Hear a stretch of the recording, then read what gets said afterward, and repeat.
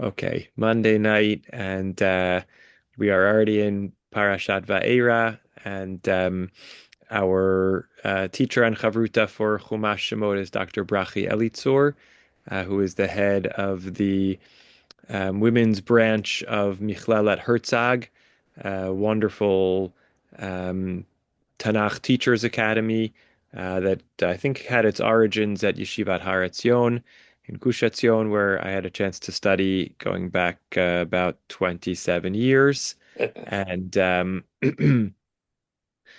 she's a scholar and has a PhD, and her interests seem to center around the intersection of the plain sense meaning of the text and rabbinic interpretation, midrashic interpretation, especially focused around narrative sections of the Torah, which is why her essays through the virtual Beit Midrash, Yeshivat Har Etzion's virtual learning center, are a series on Breshit and Shmot, because those are really the primary narrative portions of the Torah.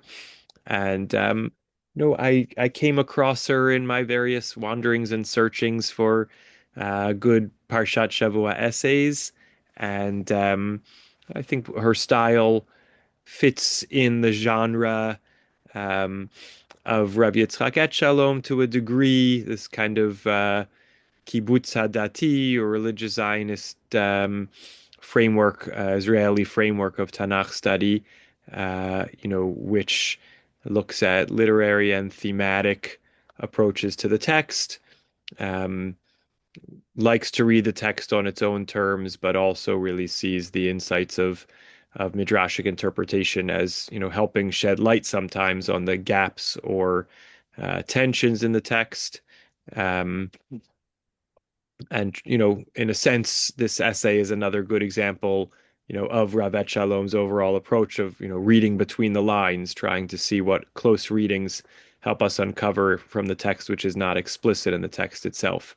The essay that I sent around for last week, for those who had a chance to read it, I thought was a really interesting insight in which, through looking at keywords, she argues that there's a conversation, a between the lines conversation going on between Moshe and God about what the most effective mechanisms of convincing the people of God and God's presence and God's promises would be, and that God is sort of focused on speech, on verbal communication, and is telling Moshe to go talk to Bnei Israel, and Moshe is concerned that that's not the right method and that actions, signs, symbols are a more effective means at this stage. And so she's sort of reading that into the back and forth between God and Moshe and Shmot and Parshat Shmot. And this is an interesting companion, which focuses, maybe almost in a sense, takes that for granted, that signs are the necessary means for convincing Bnei Israel of God, and kind of takes a step back almost, even though we're moving forward in Parshiot, um, to reassert the importance and the non-obviousness of Bnei Israel, the Israelites in Egypt needing to reacquaint themselves or themselves with God, and how that's kind of the real underlying story of the plagues. Not to spill the beans ahead of time, but she's going to do it pretty early on. That while when we read Parshat Va'era, we tend to primarily interpret the purpose of the plagues being to teach Paro about God, um, but that the deeper purpose is actually to teach Bnei Israel about God. And again, that's not a radical innovation. It's definitely there in various places in the Psukim, but she develops this thesis and takes it further, reads it into spots where it's less obvious. And that's what we're going to see. These are English translations of essays that were originally written in Hebrew. Um, and hopefully they're about the right length for our time. So let me share my screen. I apologize. There's something a little uh, imprecise about the kind of coding of the website. So the some things from the menus at the top jut down a little bit onto the screen. So there's some stray letters here as you follow along that hopefully won't be too distracting. And it was felt a bit bashert um, that we've chosen these essays because I noticed the dedication in memory of Albert W. and Evelyn G. Bloom on their Shvat Yahrzeits, parents who taught in word and deed, and I will take you as my nation, and I will be your God. And the dedication to their parents is from Shannon and Akiva Werber, Dove and Sandy Bloom, Ilana Bloom, and Jeffrey Garrett. And for those who go back before my time at the Bayit, may know that Shannon and Akiva Werber uh, were Bayit members for a period of time, Israelis who lived here for a while and had a deep connection with the Bayit, and many years ago returned to Israel, but keep in touch. And so it was sweet to see their names here dedicating this particular shiur for Vaera. So, as usual, we're going to dive in and hope it's smooth to follow along. And we'll um, feel free to interject with questions if you want. Otherwise, we'll circle back at the end. Okay. The theological situation of Am Yisrael during their years of slavery in Egypt is hinted at indirectly in the reservations that Moshe expresses when God appoints him to his mission. Moshe said to God, Behold, this is from last week's Parsha, Parashat Shemot. Behold, I shall come to Bnei Yisrael, and I shall tell them the God of your fathers has sent me to you. And they shall say to me, What is God's name? What shall I say to them? God's response does not negate Moshe's concern. On the contrary, God equips Moshe with a speech about God's eternity and God's future action on behalf of the nation. Um, Parashat Vaera opens with a description of the speech that Moshe will deliver before Bnei Israel, setting forth his theological mission. Now, again, the simple mission is getting them, not simple, but the fundamental central mission is to get them out of Egypt. But alongside, there is a theological um, dimension. So here we have a lengthy excerpt from the beginning of the Parsha, from the very beginning. God spoke to Moshe and said to him, I am the Lord, and I appeared to Abraham, to Yitzchak, and to Yaakov as El Shaddai, God Almighty. But I did not make my name, Yod He Vav He, the four-letter name of God, known to them. And I have also established my covenant with them to give them the land of Canaan, the land of their sojournings in which they sojourned. And I have also heard the cry of Bnei Israel, for the Egyptians are enslaving them, and I have remembered my covenant, Vaz Koret Beriti. Therefore, say to Bnei Israel, right? So this is all background that God is telling Moshe, and on the basis of all of that, that God has a relationship with our, ancestors, um, and made a promise to give them the land of Canaan, that promise remains unfulfilled. And on top of that, God has heard the cries of Bnei Israel and remembered that covenant and commitment. So on the basis of all of that foregoing, therefore say to Bnei Israel, here's what Moshe you're supposed to actually tell them. I am the Lord, and I shall bring you out from under the burdens of Egypt, and I shall deliver you from their bondage, and I shall redeem you with an outstretched arm and with great judgments. And I shall take you unto me as a nation, and I shall be your God. You shall know that I am the Lord your God who brings you out from under the burdens of Egypt, and I shall bring you to the land which I have raised my hand to give it to Abram, to Yitzchak, and Yaakov, and I shall give it to you as a heritage. I am the Lord. In here, we hear what's often spoken about as the kind of four languages of redemption. Vahotseti, I shall bring you out. V'hitzalti, I shall deliver you, or v'hitzalti. V'ga'alti, I shall redeem you. And v'lakachti, I shall take you. Some argue there's a fifth. V'heveti, I shall bring you to the land. So these are often the four cups, and various dimensions of the fours on Passover are linked to these four languages of redemption. These are found in the very beginning of this week's Parsha.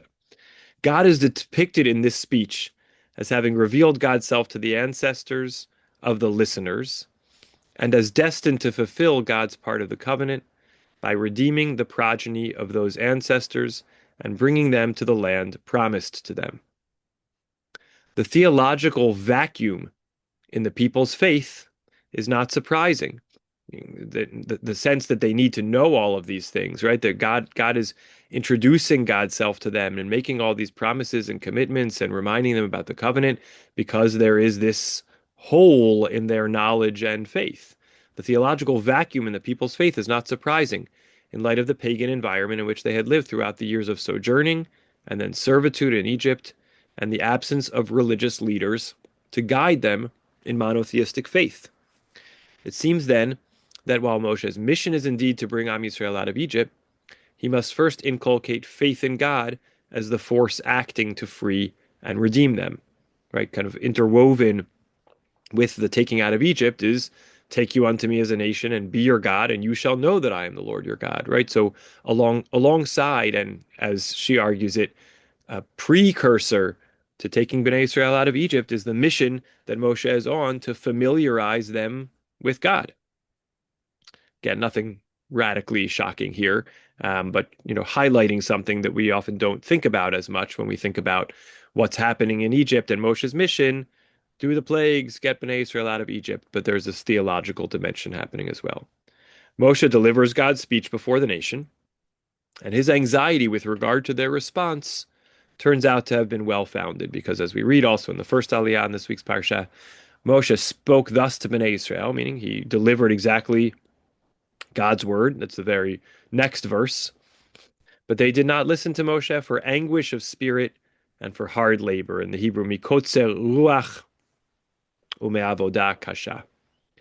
From this point onwards, up until the splitting of the Red Sea, so really for the next 8 chapters, it seems that the role of target or beneficiary of the theological mission is played by Paro, meaning when you read the text, it seems like the person who is being spoken to about God and about taking the Israelites out of Egypt is Paro. He plays that role.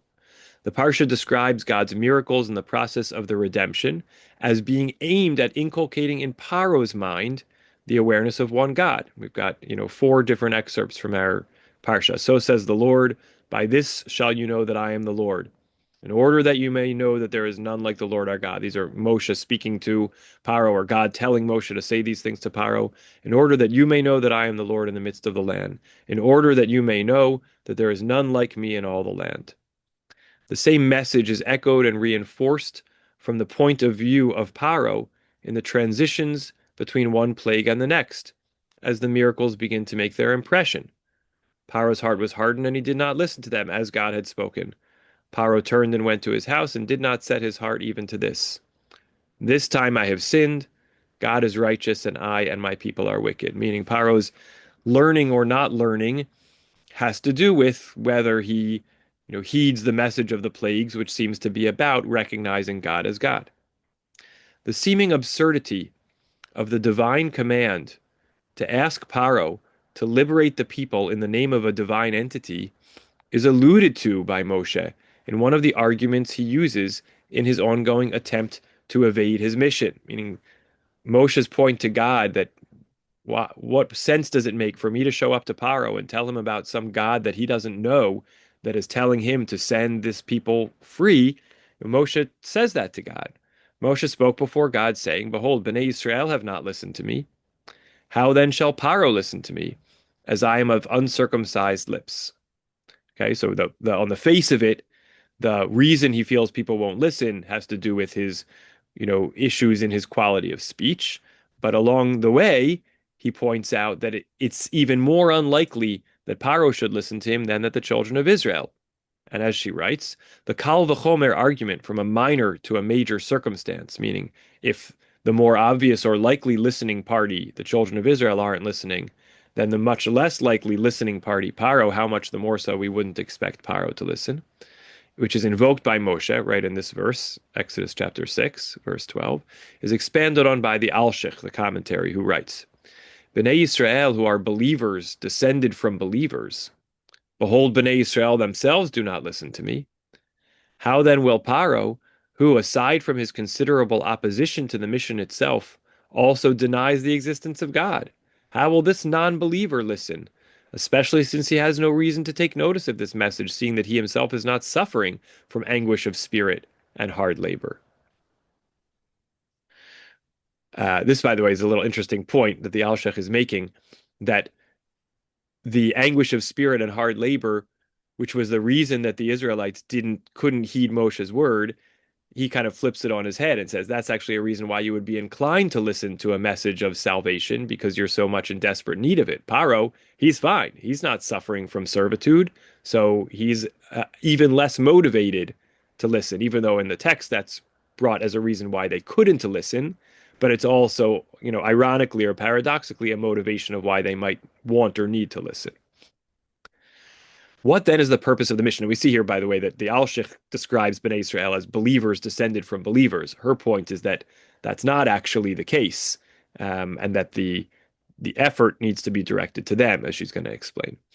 What then is the purpose of the mission? Is it really Paro and his beliefs that are at center stage, right? If it seems so absurd and unlikely that Paro would ever be motivated by a message of God, is monotheistic faith meant to be accepted by all nations, even at this early stage, right? Is the idea here that God is, wants to burst onto the stage to show Paro and any nation of the world that God is God?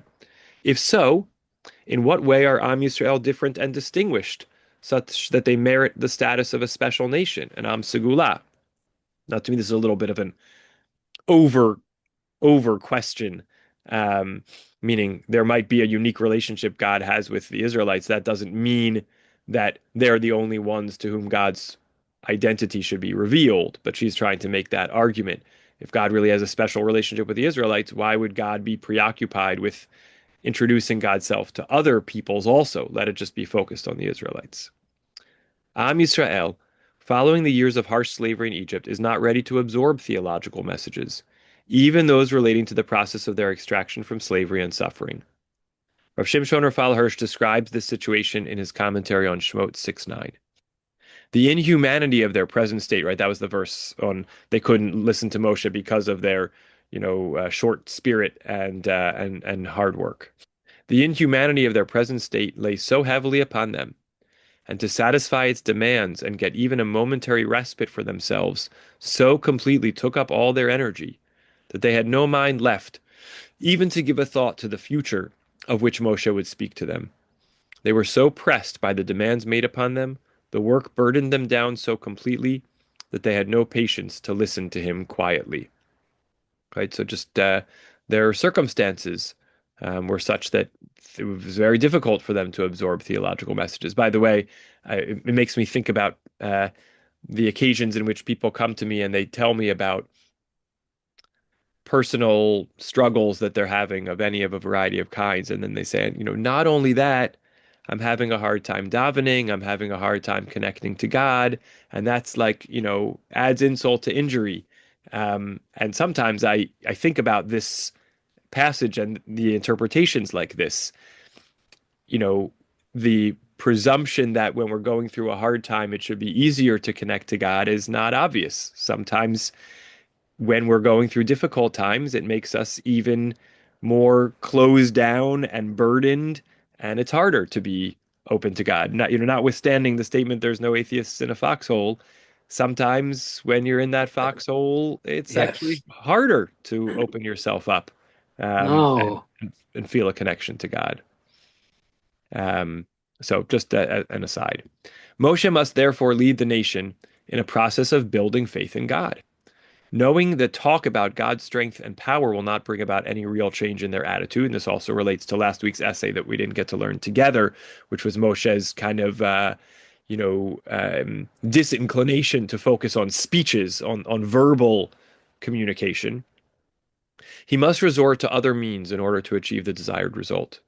The means that he chooses to attain the goal is paro. Now it's interesting putting this sort of in Moshe's court as opposed to, was this a directive from God, or, was God telling Moshe, go tell the children of Israel to believe in me? And Moshe says, maybe I should recast it as talking to Paro instead of talking to Bnei Israel. It's not so clear to me that Moshe is making this decision on his own. It's something to kind of think about as we read the Parsha. She puts it in Moshe's court, right? The means that he chooses to attain the goal is Paro. From the moment of Paro's first encounter with Moshe and Aaron and until his death, he is at the center of the textual description of the events. But it is to the observers that the events and their message are aimed, right? This is her central thesis in this essay that you know all of this is directed towards Paro, but meant for the children of Israel. Paro's belief in God starts at point zero, where he speaks words of blasphemy openly and shamelessly. Right, this from last week's Parashah. Paro said, "Who is the Lord that I should obey God to let Israel go? I do not know the Lord, nor will I let Israel go."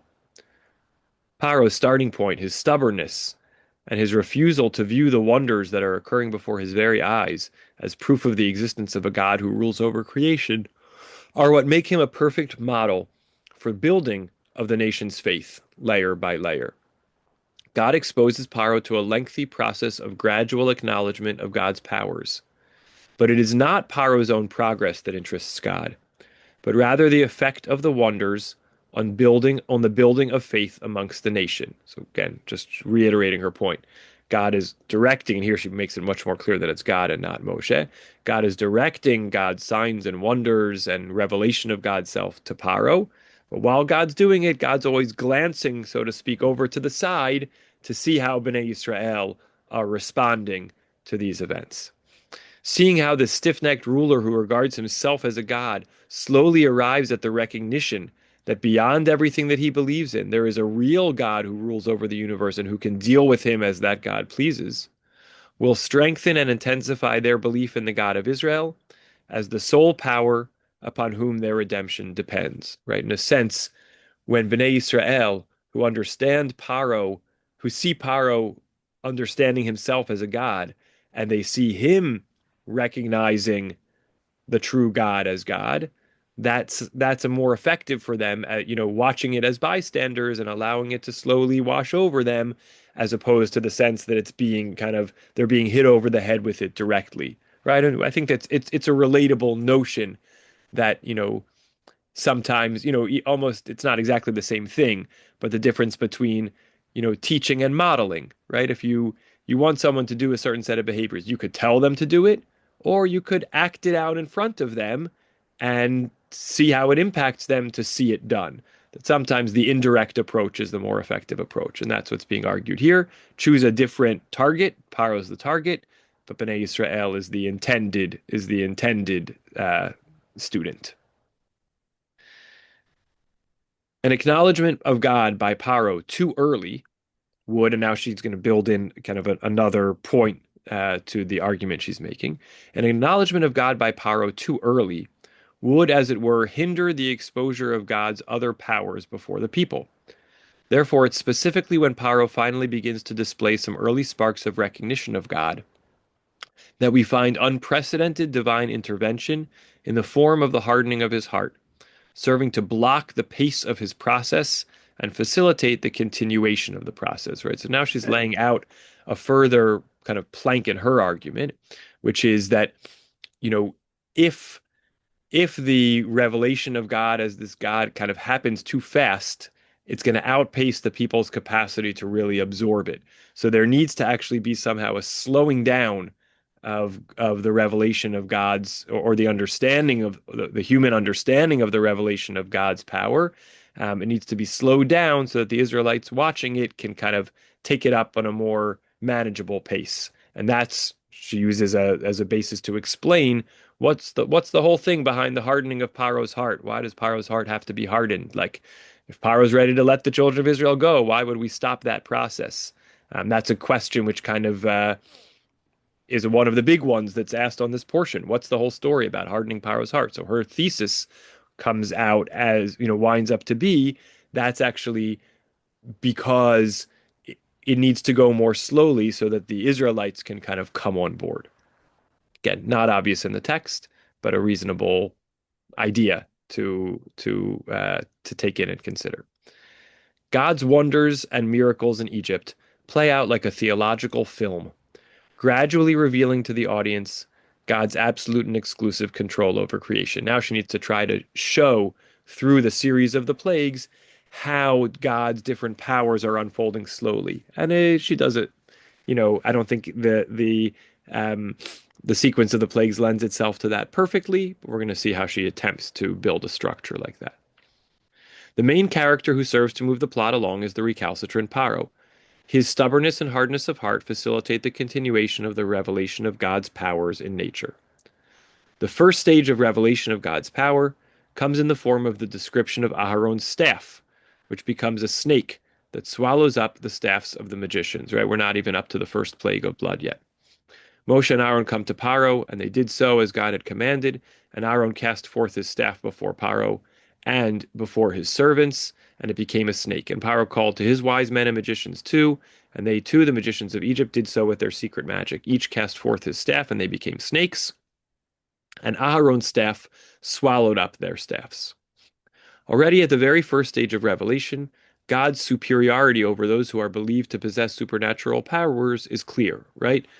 Moshe and Aaron do something, they turn the staff into a snake. The other Egyptian magicians turn their staffs into snakes, but Moshe and Aaron, or Aaron's staff, swallows up theirs. So both have the power to make this supernatural transformation, but Aaron's power with it is superior. Paro's indifference to this sign, Paro's heart was hardened, and he did not listen to them as God had spoken, invites the next step. And she's, of course, making an important distinction between Paro's heart being hardened, which she sees as not impacted by the outside. It's just saying Paro was stubborn. He was unimpressed. He said, well, this doesn't move me. Versus what we're going to see later, which is God hardening Paro's heart. That's the more, that's the more puzzling moment that demands further explanation. But at this point, it's just Paro's unimpressed. Both people can turn staffs into snakes. Okay, fine. One eats the other. Doesn't have to mean anything. The plague of blood represents a new stage in the revelation of God's power. And again, when we analyze the plagues, we have all kinds of ideas and theories about, what's the sequence all about.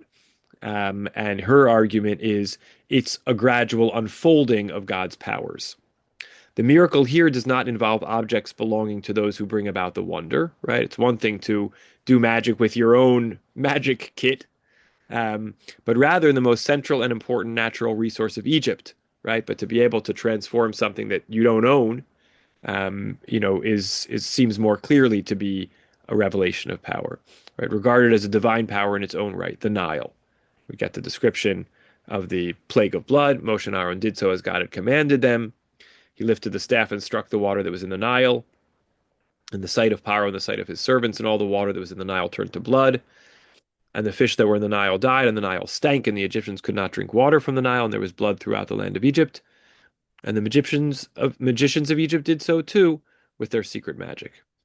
The dead fish were evidence that this was not a magic trick, but rather a real change in the order of nature. Okay, so we already see a mounting, but again, Paro's magicians can do it too. The plague of frogs reveals God's power in ruling over space and time. The text describes the frogs reaching even the hidden places in Paro's palace and in the homes of his servants. But amazingly enough, they don't find their way into the land of Goshen. If you refuse to let them go, behold, I will smite your borders with frogs, the Nile will swarm with frogs, etc., etc. But it only happens in the realm of where Paro and the Egyptians are, not where the Israelites are. Paro cannot remain indifferent at this sight of disaster aimed at him, and he asks that the frogs be removed. Moshe taunts him, challenge me as to when I should pray for you and your servants and for your people to destroy the frogs from you and your home, so that they will remain only in the Nile. And Paro, despite his suffering, falls right into Moshe's trap. Instead of offering the obvious response, take them away immediately this minute, he tests God's control, which has just been manifest in the realm of time as well, right? We've seen God can manipulate the wonder of the frogs, shows the capacity to manipulate space. The frogs only are limited to, one area and not another. But now Paro wants to test time. Ibn Ezra comments, right? When Paro answers, remove them tomorrow, and he said tomorrow, Rav Shmuel ben Chofni said, would a person usually not ask that the plague simply be removed from him immediately? But Paro thought that it was some heavenly constellation that had brought the frogs upon Egypt, and that Moshe knew it. And Paro thought that now was the time that the frogs were going to disappear naturally anyway. Therefore he tested him to see if he could make them remain for longer, and he said tomorrow. I did not remember knowing that interpretation, and it's really interesting, right? Normally we just think of Moshe says, "Okay, I'll pray to remove them. When do you want them to go away?" And Paro says, "Tomorrow." Okay, because he just like I don't know, by tomorrow. That just means do it by the end of the day. But the question is a good one. Why doesn't he say get rid of them right now? So it must be, or an interpretation is offered that he was really testing. Is it really in Moshe's control? And Moshe, passes the test. Paro's stubbornness allows Moshe to reveal further aspects of God's control of the world to the nation. Nation being the nation of Israel, who are watching this unfold. In the plague of lice, Paro takes a step backward in his path towards faith, despite the fact that for the first time, the Egyptian magicians are unable to produce an imitation of the plague, and they arrive at the conclusion that Etzba Elohimi, it's the finger of God. Ibn Ezra explains that the regression, meaning why Paro is not, increasingly convinced of God, is caused by the lack of warning, because this is the Ibn Ezra's comment. Paro thought, it is not God's hand that has struck us. It is simply a natural disaster brought about by the heavens, and therefore Paro's heart was hardened. For Moshe had warned Paro of the plague upon the Nile before it happened, and likewise concerning the plague of frogs, but he gave no prior warning for the plague of lice. Right? If Moshe had said, the lice are going to come, and then they came, and then Paro's, magicians couldn't do it themselves, that would be one thing. But the lice just shows up. So, Paro might, again, it's a desperate interpretation, but Paro sort of says, okay, it happens to be after two plagues that now a random natural, disaster has occurred. Paro's regression advances the plot, allowing Moshe to reinforce the principle of God's control over space and time in such a manner that the events can no longer be attributed to coincidence. So Moshe comes back with his warning.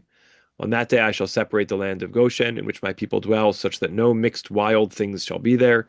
Arov might be swarms of insects. Here she has the, classic interpretation of, a swarm of wild beasts. But in order that you will know that I am the Lord in the midst of the land, and I will place a division between my people and your people, tomorrow this sign shall come about. The plague has its effect, and Paro is ready to accede to the demand that the people go and offer their sacrifice. Unquestionably, this is progress, but Moshe seems to do everything in his power to resist the window of opportunity offered by Paro's newfound flexibility.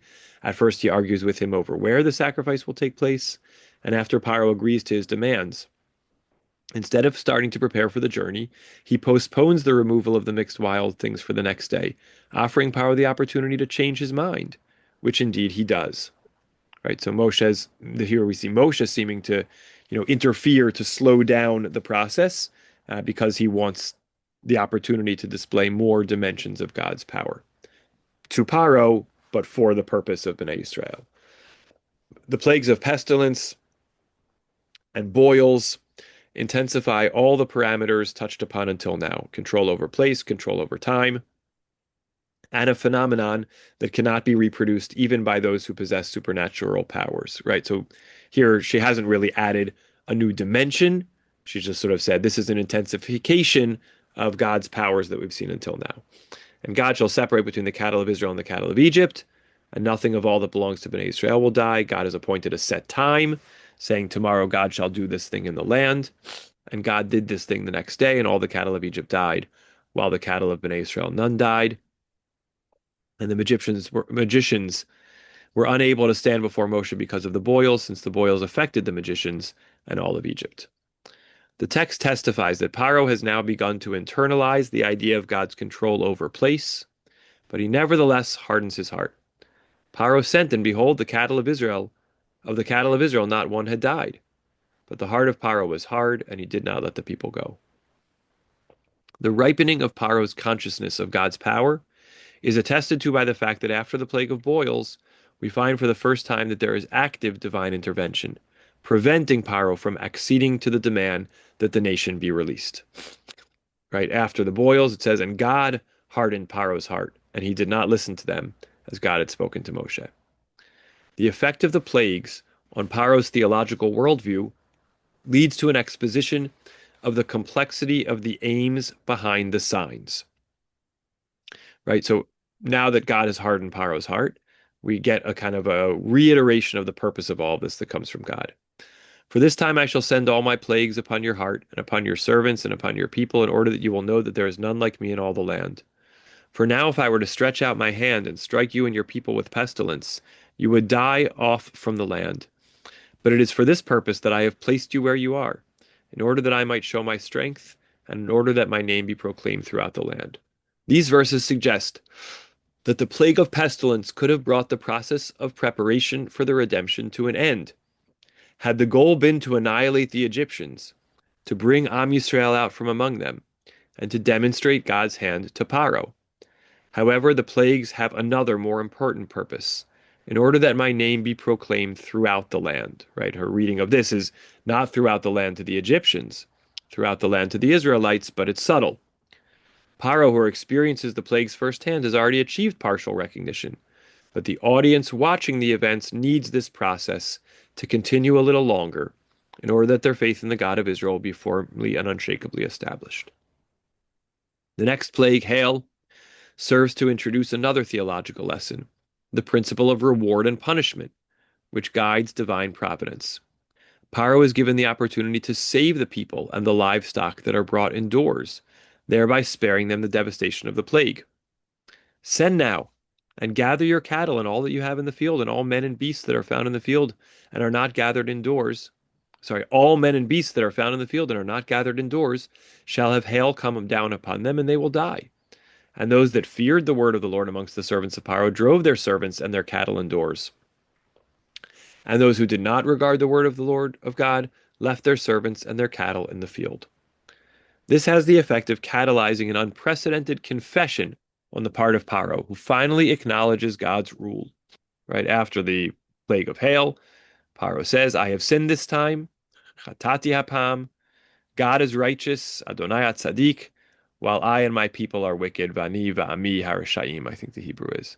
The Balei Tosot, medieval commentaries, explain, God is righteous. For this reason, Paro says this specifically after the plague of hail, rather than after the other plagues, because God had said to him, send now and gather, meaning you could take people inside if you want to save them. And those that were not gathered indoors died.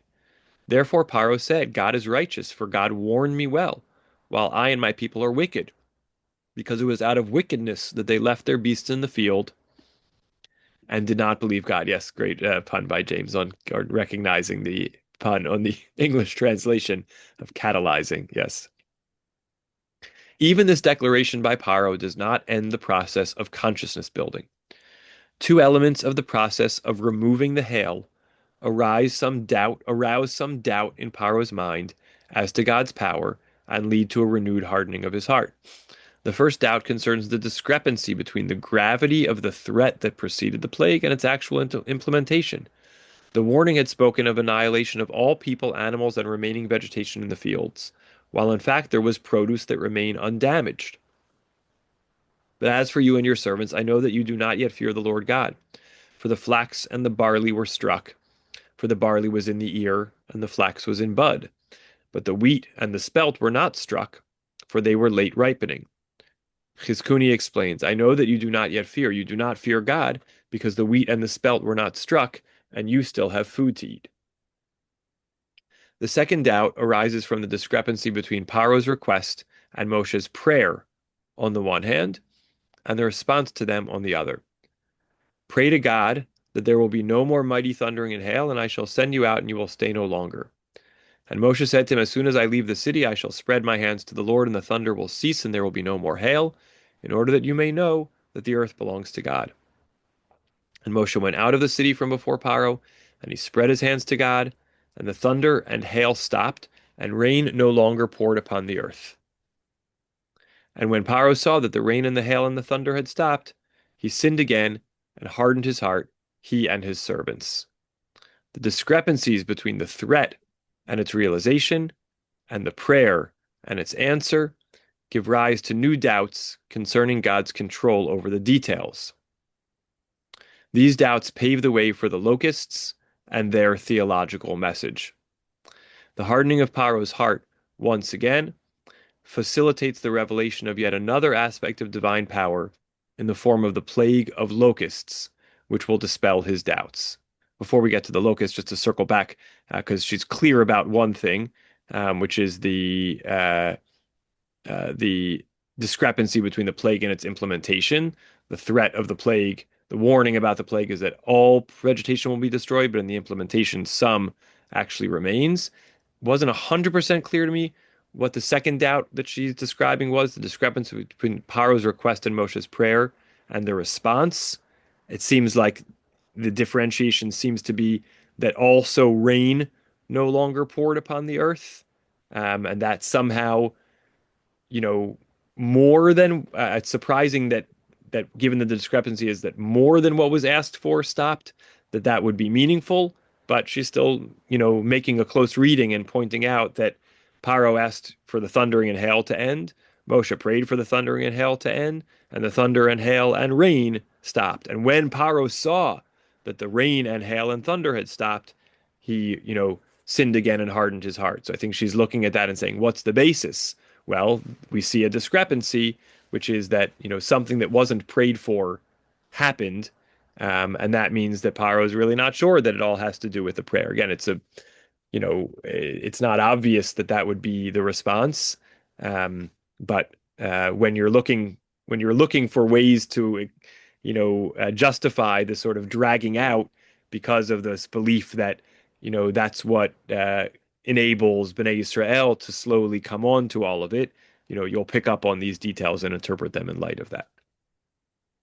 Okay, we are on locusts. The main characteristic of the plague of locusts is its demonstration of God's control over the details as well as over space and time. Okay, a small additional point. The text emphasizes repeatedly in its description of the plague the damage that is done in precisely those areas left untouched by the hail. They shall eat the residue that was left to you from the hail. They may come up over the land of Egypt and eat all the plants of the land, all that was left from the hail. And they ate all the plants of the land and all the fruit of the land which had been left from the hail. And there remained nothing green among the trees or among the plants of the field throughout the land of Egypt. Right? So this sort of sense of, and maybe even in response to the previous plague, if, Paro's doubts stem from the fact that something was left, now this next plague says, okay, we're going to get rid of everything that's left. Similarly, the removal of the plague also emphasizes control over the details. God turned a very strong west wind, and it took up the locusts and cast them into the Red Sea, and not a single locust was left throughout the borders of Egypt. Again, that might just be colloquial language, but she's trying to read it as an additional element that is down to the very last one. And that's another aspect of God's power: control over place, control over time, and precise control. The messages of the two final plagues are made possible by the divine intervention that hardens Paro's heart. The plague of darkness amplifies the power of God's control over the laws of nature and the ability to change them in accordance with God's will. Right? Certainly, the more fundamental turning light into dark goes all the way back to the day one of creation. The final plague, the death of the firstborn, has a dual purpose. The overt goal is, of course, the punishment due to the Egyptian taskmasters for embittering the lives of Am Yisrael for so many years. The covert goal is a test of the level of the people's faith and the degree to which the theological lessons that accompanied each sign and wonder in Egypt have been absorbed. The details of the command set forth the test of faith. The blood shall be a sign for you upon the houses where you are. Now we're already into Parshat Bo with these last three plagues. And I shall see the blood and pass over you, and the plague shall not be upon you to destroy you when I strike the land of Egypt. The painting of the blood upon the doorposts expresses faith in God's control over time. No man shall exit the doorway of his house until morning. God's control over place.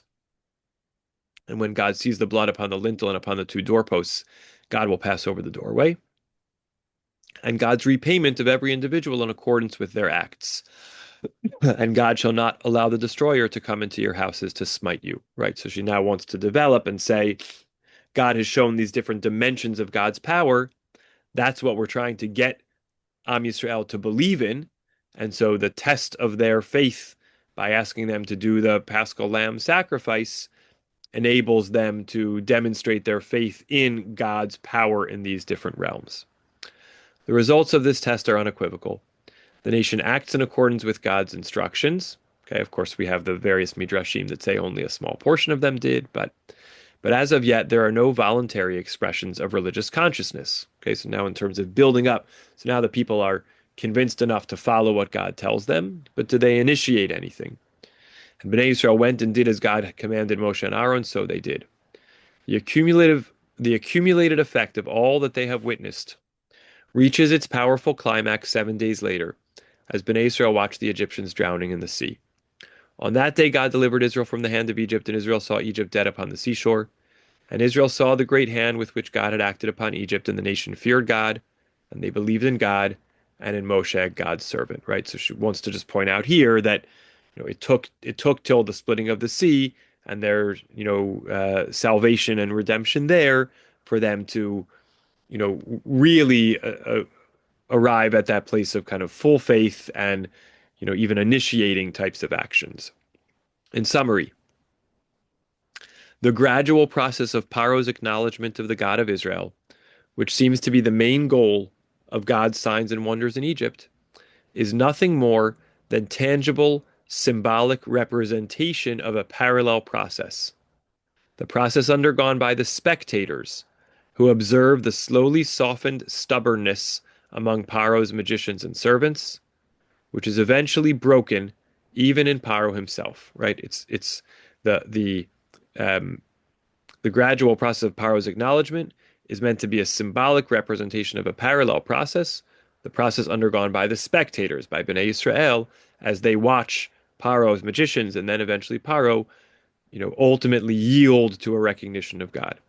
The sight of the disaster striking the land that is home to the most highly developed civilization in the world, and the gradual collapse of its all-powerful ruler, in the face of signs and wonders performed by someone who presents himself as God's emissary to free the slaves, is intended to awaken sparks of recognition of the veracity of Moshe's mission, bringing news of imminent redemption.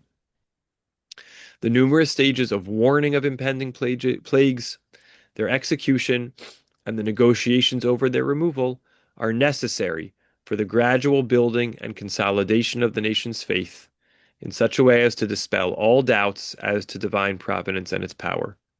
The greatness of God's control is eventually established firmly and unshakably in the hearts of the people.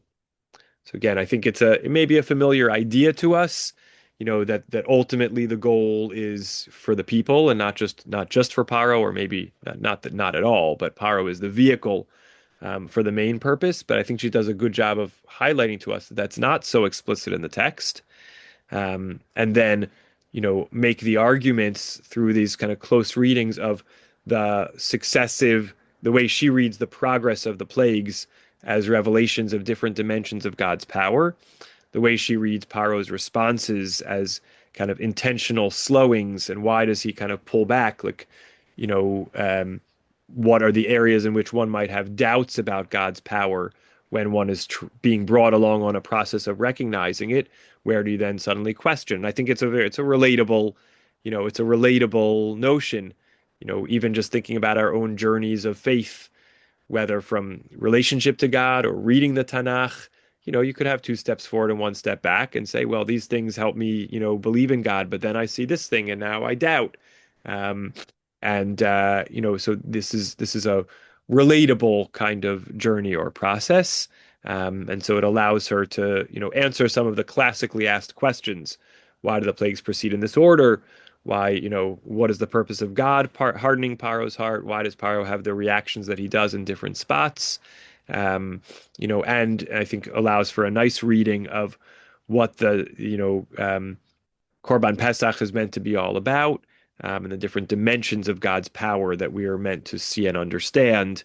And in a sense, even though this was happening in a historical moment for Bnei Israel being born as a nation in its relationship with God, we as readers are also invited to kind of journey along and discover these powers of God kind of as we read, along with Bnei Israel going through it or observing it in real time. And I think the broader idea as a little bit apart from the interpretation of the Parsha, but the broader idea of the strategy, when you want to teach someone something or familiarize them with something and you're not sure they're open to it, um, what are ways that you can sort of demonstrate it in their, line of sight without kind of placing it so heavily upon them, I think is an interesting kind of strategic or tactical notion to kind of think about in other realms of life. That long-winded essay and explanation being complete, happy to hear thoughts, questions, comments. So I have a quick question. You might have glossed over that not all Israelites left Egypt when they were given this chance. Am Yes. I correct of hearing that? Yes, I did say it in brief because she sort of was describing this process without differentiating between how it was received by various Israelites, and she was sort of saying, okay, and by the end, everyone came along to believe in God. And I was only noting that, there's at least the midrashic tradition that that wasn't true in the sense that not everybody even left, and maybe it was only a small percentage. I don't think we have a strong indications of that Yeah. from the text itself, but that was certainly a rabbinic tradition. Yeah, I've heard a drush on this subject, and the rabbi mentioned that only 10% of Israelites took the opportunity to leave the slavery. It's Yes, kind of hard to believe. The rest of them wanted to remain as slaves or subjugated people. It's difficult to believe. right, But right, right. I mean, one wonders. I mean, you think the classic discussion of this is that they just didn't know what it would be like on the other side, and whatever that right. saying is, the devil as opposed to the Yes. devil you don't know. The thing I wonder about is also once if you watched all these signs and wonders and you thought that, you know, uh, liberation was soon at hand, the other calculus I wonder about is if you were afraid of what might await on the other side if you left, what did they, and I don't say this with any prejudgment, what did they imagine sticking around was going to be like? Did they think that the Egyptians would be worse to them or better to them if they remained? Yeah. Maybe the Egyptians at this point were sort of saying, okay, we're going to send the Israelites out, and the Israelites who remain, we should leave them alone because their God is so powerful. Maybe people thought, Yes. I'm scared to go out free and follow this God into the wilderness, but if I stick around now that all these signs and wonders have happened, I can be assured that I won't be And better enslaved treatment. anymore. Maybe they wanted to just stay free in Egypt. I don't know Yeah. what, and we don't I don't think the Midrashim continue much that I can recall to say what was the fate of those who didn't leave. Did they Right. I assimilate? would Were love they to know that. left alone? I don't know. Yeah. Yeah, great comment, Peter. Thank you, And Lance, and then James. Um, mm, my thought is that the key word in this essay is negotiations, and that what we're seeing here is a situation in which God intentionally conducts a long series of negotiations with Pharaoh. In the end, he kills Pharaoh anyway, right? Red Sea. So why bother? What's the point? The point to educate the people? I don't think so. Compare Moses to Jonah. Jonah is someone who doesn't want to do the job in the beginning, right? Just like Moses. right. And Jonah is someone who eventually does the job, just like Moses. And Jonah gets the people of Nineveh to repent, which doesn't last very long. They go right back to their evil ways. And the one prophet in a Tanakh that is almost completely overlooked is Nahum. And for Nahum, God is someone who takes no prisoners. Think of the God who says to Saul, you're out of you're out of the job. You lose the job. Why? Because you let one person alive. One person. And you didn't listen to me. You're not supposed to allow anybody. No one is supposed to survive. And Saul allows one person to survive, and Saul gets axed. Now, there are two different gods here. There's the God of negotiation, and there's the God of military strength.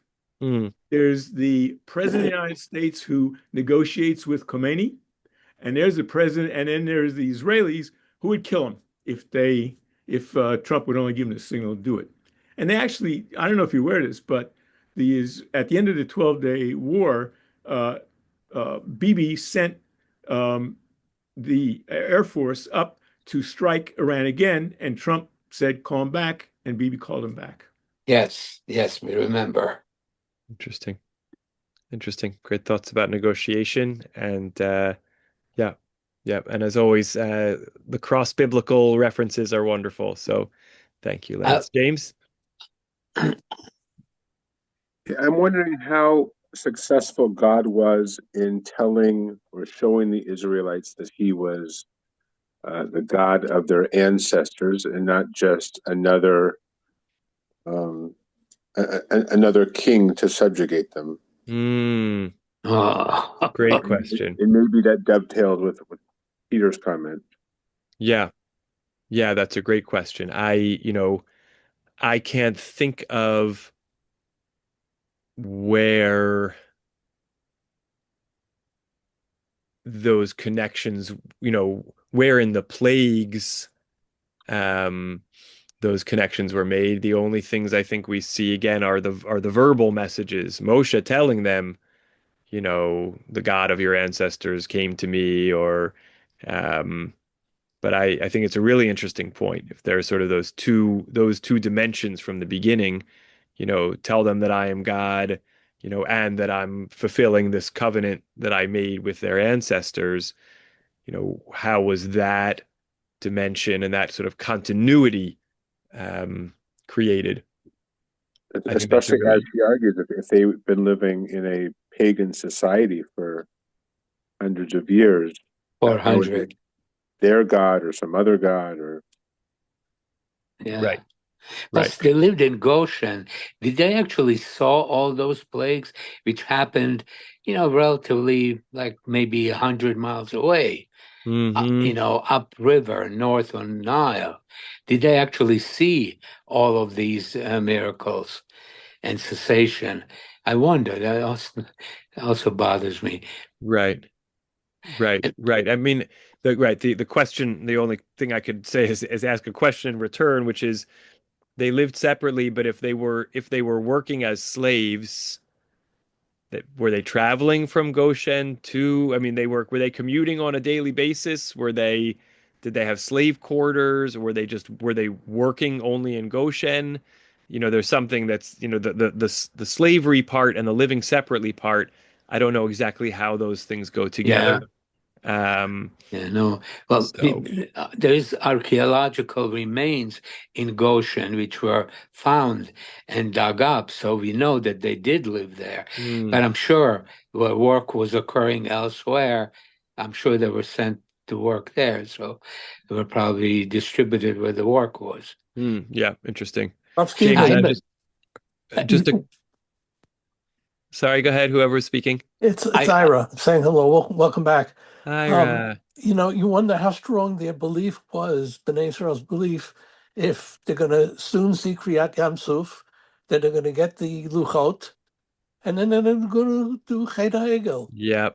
So belief is a very hard thing to to Yes. instill.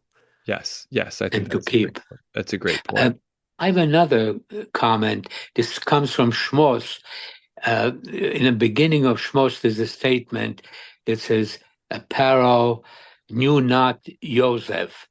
Well, what is the Paro was stupid? Or, I mean, this was at the end of a tremendous 7 years of privation where Joseph accumulated, food and it was distributed. He also was able to regain land holdings for the Pharaoh.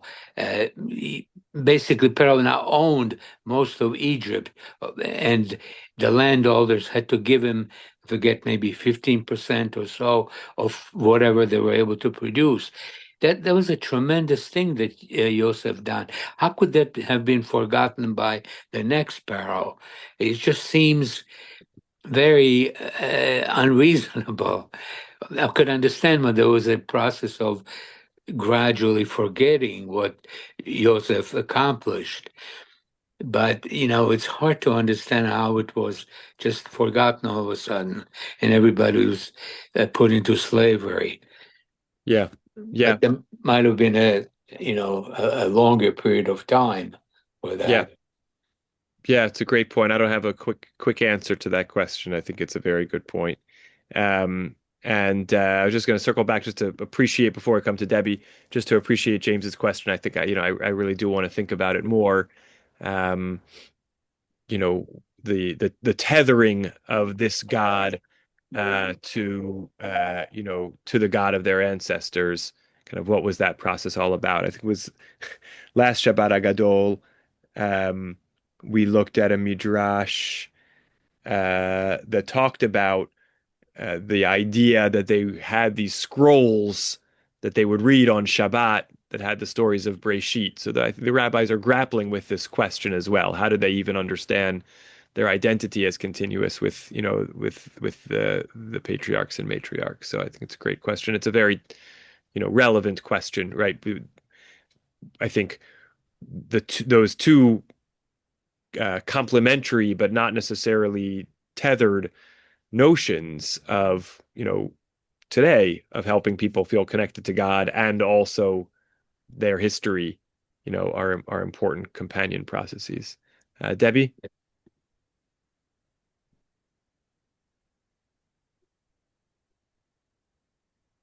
I wanted to say that there is that midrash that when Moshe comes, he uses the word Hashem Pakad, Mm-hmm. and that was the password. And Yes. if you have a password, it means that the people have some historical memory that somebody's going to come along and he's going to know he has to say this word. So somewhere it was passed down to them from parent to child that Shabbat pay. that there is a Messiah who's going to come, a Redeemer, somebody who's going to take us out of this hellhole, and it had been promised to us, and he has to say this.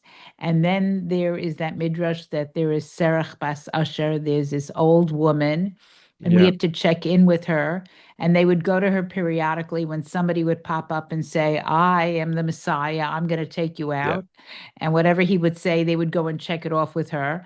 So finally, this Moshe comes and says, it's me. And they go, well, he said such and such, pakod pakad etchem. And she says, he's the guy.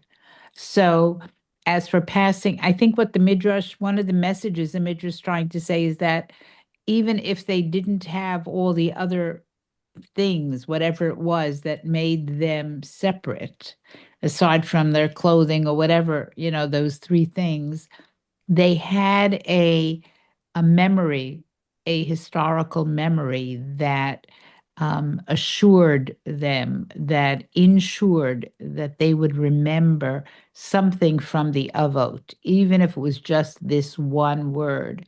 And that Mm-hmm. would be, the open sesame word that would get them out. Yep.